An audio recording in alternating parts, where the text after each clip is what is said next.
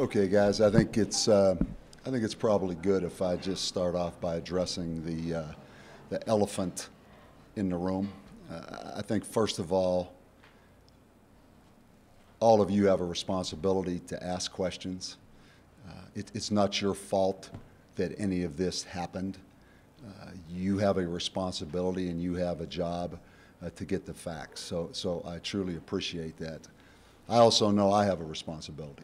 You know, I get paid a lot of money to be the head football coach at the University of New Mexico. I answer for any accusations against the program. I understand that responsibility well. You know, you guys have been around me, I guess this is 6 years now. I've never been one to say no comment. I've never been one to read from a scripted text on something. I've tried to be as transparent as possible, whether it was injuries, whether it was anything about our program. So with that said, I just can't answer any questions right now.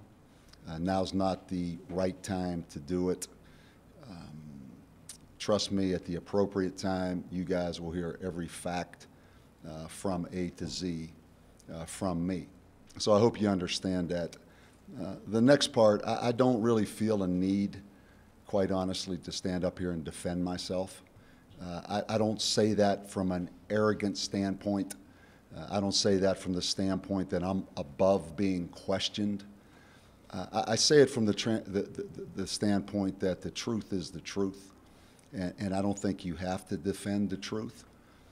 And I say it from the standpoint of how consistent I have been in everything I've done, really since I entered this profession, now 41 years in college football, but in particular how consistent I've been in the 6 years here at the University of New Mexico. So now it's time to get on to football. Certainly there's a lot of great questions out there for you guys to ask about football.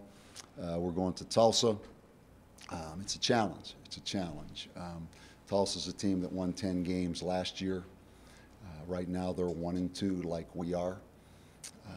We all know what their offense is. Their offense last year was as balanced maybe in the history of college football. When you talk about rushing yards, passing yards, right now the last 2 games are averaging over 600 yards a game, 50, close to 60 points a game, I guess it is. It's an afternoon game. We know what the weather is in Tulsa, Oklahoma in mid-September. They're wounded a little bit on defense. We're wounded a little bit on offense. You know, it looks like we'll go in there right now planning to play Colton Gerhardt as our quarterback, which is fine. You know, he came in late in the second quarter against Boise State and I thought played well. So now it's off to Tulsa. It is, you know, compared to last week, you know, playing on Thursday night, it does seem like you have extra time right now. So with that said, Rick, you want to start this off? Assuming Colton is your starter, have you identified a backup yet, number 2? Still trying to identify that backup. No, I think, you know, Bryson Carroll is a guy that I'm kind of anxious to see. You know, certainly we've looked at Pat Reed. We've looked at Pat Reed as well. So I think it'll probably be one of those two if we get to that point. Coach, my question is, and you got to understand the perspective where I'm coming from, being an ex-college football player, and I make my living, you know, selling advertising and marketing, the Apple football and high school football, of course on ESPN I report football. Sure. So I love the game as much as you do, probably as much as anything, going back to when I was a little kid watching Oklahoma football back in 1956. The question is on this helmet, the targeting rule. Yeah. Because when I played the game, and I played in the early 70s, you played in the 70s, we were lucky if we had a guy who benched 300 pounds, and most of the defensive tackles were 230 pounds, 240. I played at Division II, not one. But what really concerns me, because Yapple football's down, most of these Pop Warner in the metro area are down by 30 to 40%. People are not playing. And when I watch when I watch college football, maybe 8 or 10 games a weekend, I'm seeing 5 to 6 of these targeting plays. Mm-hmm. And I think this rule about them, the guy he's out of the game and he's out of the first half. I'm thinking, Coach, maybe we should make this a harsher rule, because it doesn't seem like these coaches, now some coaches are getting the message, but it doesn't seem like it's getting any better. It doesn't seem there's a deterrent, because the game is getting vicious. And what really makes me upset is the ESPN took a shot of your son, Lamar, going into under the bleachers, and he was staggering, and parents saw that on television. And so I'm asking you, should we make this a harsher rule, or should we penalize the coach, or should we get a guy out for 3-4 games for doing that kind of play? You know, I think first of all that a lot of strides have been made. A lot of strides have been made. It's really hard, I think, to judge intent. You know, the first question to me as I came off the field, I don't know if you saw the interview with the sideline reporter, Laura Rutledge from ESPN, was, Coach, what about that hit on your quarterback? And sure, it's easy to be upset at that time. It's easy to speculate on what their intent was. You know, I give players the benefit of the doubt. Things happen in football. It is vicious. I think we've done a good job really trying to the best of our ability to teach proper technique. I think the way the rules are now, defining, targeting, the different types of targeting, the fact that they review targeting, stop the game and review it. There's a great emphasis on safety in college football. But you're right, you know, football in some ways is under siege a little bit right now. It is. And now's not the time to really talk about that. I think it's the greatest game ever, because it really does show true character. It really does show true toughness and true resiliency. But you have, for me, I do everything I can to try to be as safety conscious as we can be, from techniques to how we teach to what we applaud. You know, there was a day when you applauded those kind of hits, and a guy kind of got a gold star for those hits. We don't ever do that anymore. So I think I can see where you're coming from. Like in a lot of issues, you're not in the middle of it every day. I can see your passion, and I appreciate your passion for football. I think all those points you made were valid. I can just speak for ourselves that player safety is number one, and opponents' player safety is number one for us. Coach, is it etched in stone that Coach will be started, or is there a chance Tabaka could be? I think we could go ahead and etch it in stone right now. I think there's no sense, you know, again, I've been pretty transparent. You know, he will be the starting quarterback at Tulsa. Yeah, both Tavaka and Lamar will be out for this game. The biggest concern of your team for you and your coaches right now? Tempo of Tulsa, Tulsa's offense, and we're playing with a third-team quarterback. Pretty good concerns, right? And they won 10 games last year. Let me put another one in there. Coach, with as much as they've emphasized the run early on in the season, how secure do you feel about your team's run defense? I think we're going to find out. You know, if you look back, they're different than Abilene Christian and New Mexico State in that if you put numbers up there really to defend the run, both those teams would throw the football. That's why Abilene and New Mexico State both threw it around 60 times for us. Tulsa doesn't care. You know, I'm not saying that they don't care every snap. They will go to the numbers, but they take tremendous pride in their run game regardless of what the numbers are. And it is really pretty remarkable. You know, it is the scheme of spread you from sideline to sideline. You won't see a team in all of college football that takes wider splits by receivers. I mean, they'll have guys clear out on the sidelines with the intentions of creating space. And then the combination of tempo, tempo, tempo, space, if there's any error, all of a sudden that ball creases the line of scrimmage. And I'm really impressed with their two running backs, number 3 and number 4. Number 4 played here 3 years ago. 4 of their offensive linemen played here 4 years ago. They're really a good football team, really a good football team. And it's going to be a challenge. You know, we played to run pretty good against Boise. We really did. This will be a different kind of run, though. This will be up on you in a hurry, in your face, with the combination of tempo. So I think we'll know a lot more about our run defense. Looking at their their stats. I was surprised the opponents had as many assisted tackles as they did. I would have thought one-on-one tackling was going to be really important. Is that the case? You know, I think that's a good point. But when you look at them, it's not a game as much out in space with the receivers as you think. You know, if you go back and watch the Toledo game, there's mostly two-back kind of runs. They do it a little different with the Y, or the cruiser as we call it, tight end, but there's a lot of insert plays, like ISOs, like old fullback ISO plays. So there's a lot of power. You know, power's probably their number one play. So within this sophistication of tempo, RPOs, when you look at their running game, it is an exact kind of two-back running game. So there's going to be a lot of collisions up in that core. It's when that ball breaks the line of scrimmage is when the problem happens. And to be honest, there's not many people that can tackle them once they break the line of scrimmage. You know, they have a tremendous amount of big plays. Coach, you guys doing pretty good against the run against Boise State.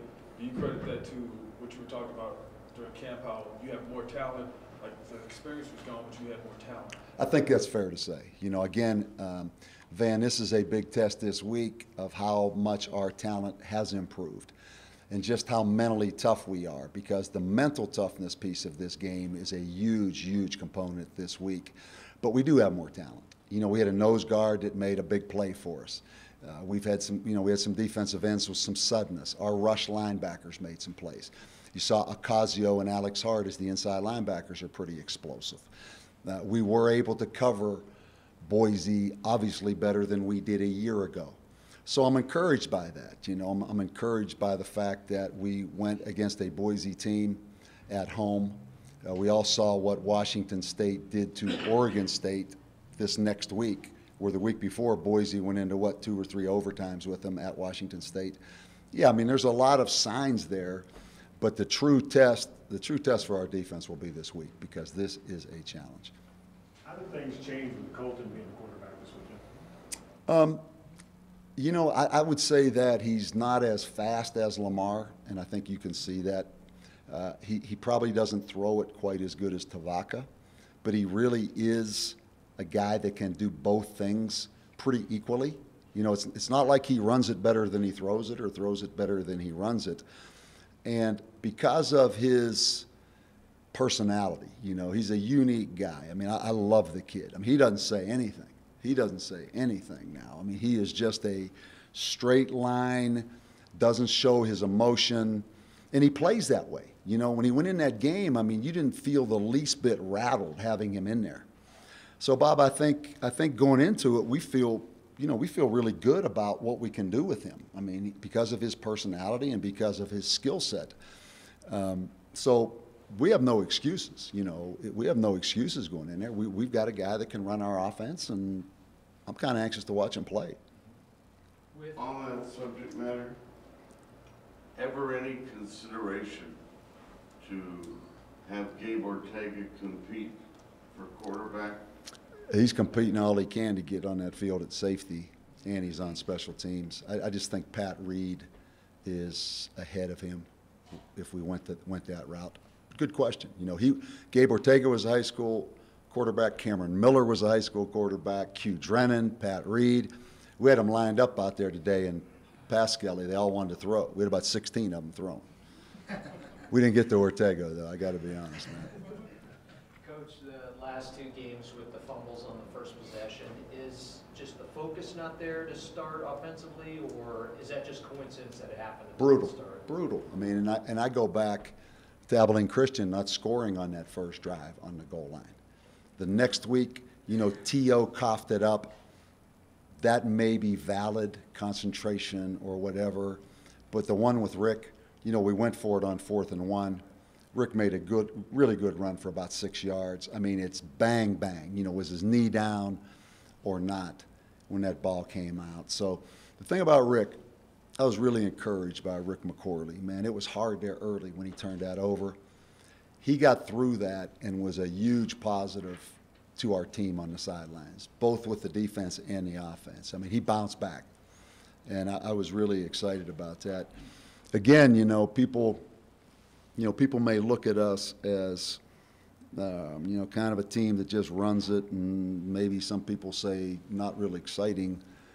I mean, I think we went for it 3 times on 4th down up there, didn't we? One on the 35, one on the 37, and then we faked the punt on 4th down from our own 35. I mean, we do compete now. I mean, we do compete, and you know, we're not afraid to try to make some things happen. With, because of the tempo, do you feel you're gonna have to go deeper Yeah. into the depth chart, and are you comfortable with it? I am. You know, I think obviously, like anybody, at more positions, you're more comfortable than others. But that's really how we've approached this. You know, we have 4 defensive ends, or 5 really, that we feel comfortable with. We have 2 rushes, we have 2 nickels, we have 3 or 4 inside linebackers. You know, safety would be a bit of a concern. You know, we actually have corners. You saw Willie Hobdy played against Boise. Yeah, we have more depth. We have more depth, and we do have to play more guys in this game, without a doubt. And I do feel much better than any time since I've been here of that piece of it. How's Lamar doing? You know, that was a scary situation. You know, just as we talked about, you know, you saw him wobble off the field. My wife was at the game on the sideline, saw the same thing. You know, my wife watched him wobble to the airplane. At halftime, his dad was in the locker room, and then his mom, and it's kind of funny. I said, how'd your mom enjoy it? You know, you can imagine a mom walking into this locker room at Boise that's about as big as this right here, and there's 100 guys in there at halftime of a game. I said, how'd your mom? I said, I bet that was the first locker room your mom was ever in. She told him, man, it smelled bad in there. I said, well, what did she think it was going to be? I mean, you know. But, you know, fortunately his parents were there. And, you know, Lamar has really pressed here early. I do think Boise was allowing Lamar to play. By that I mean schematically you saw Lamar take off, and the full triple part of the option was going to be in play against Boise. I do think he had a chance to play really well against Boise. Still, again, you know, we made a couple mistakes in the passing game. I think it's a good question, where is he? You know, he's got to bounce back from this injury. I think he will. I do think he'll be ready for Air Force. Mentally, you know, it hasn't gone the way he has expected it to go. Obviously, mentally, there's been a lot of weight on him from a lot of different issues as the season starts. But that's what being the quarterback is as a senior, that comes back with some accolades and comes back with expectations. You know, it's a tough game. You know, but right now, it'd be fair to say, you know, he's got a lot going on. He's got a lot going on right now, and it's tough for him right now. Coach, Okay, guys? Tulsa, Sure. they ran the ball like the last 2 games, 92, and not ran the ball. They had 92 plays in 88. Yeah. So you kind of said this a little bit, but do you think if we can stop the run, which we've already done the last 3 games, will they go to pass? Do you think? Are you expecting that? Are you expecting them to Yeah. stay on the ground? Yeah, they're built into the whole what you call RPO, run pass option. On a high percentage of their runs, that quarterback's going to be looking out there, reading the leverage of those linebackers and defensive backs. And if that leverage is conducive to throw the ball, he's going to come out there and throw it. He will, you know, it's built in. To me, it looks like they'll run it before they'll throw it right now. They'll run it before they throw it. But we'll see. We'll see. I mean, they're going to get X number of carries in this game now, though, because their offensive line and those 2 running backs are dynamic. And now the quarterbacks become dynamic. You know, they had 2 running backs rush for 100 against Toledo and the quarterback. So you're looking at 3 guys back there that they're going to want to carry that football. And, you know, I don't know if the Toledo game was unbelievable now, if you go back and watch that one. Just explosive plays on both sides. It was a great game. All right, guys, anything else? All right, man.